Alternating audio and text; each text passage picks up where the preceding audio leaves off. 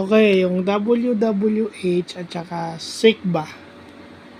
So, gagawa rin ako ng WWH at saka SICBA kapag ka natapos ko na yung feasibility study para ma-supplement yung 4-deck. Para ma-supplement yung 4-deck framework na ginawa natin.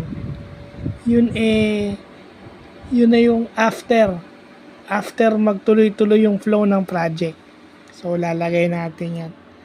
So, yung WWH is what, why, and how. O, bakit,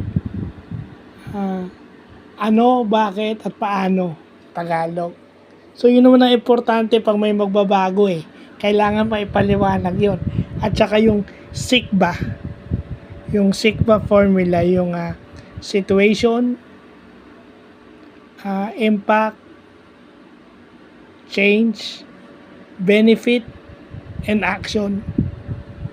So, ano yung gagawin? Ibig sabihin, that supplements yung 4-deck.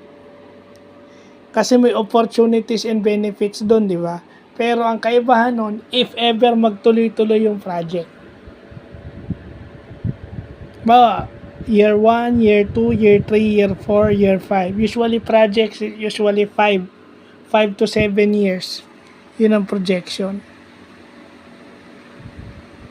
So,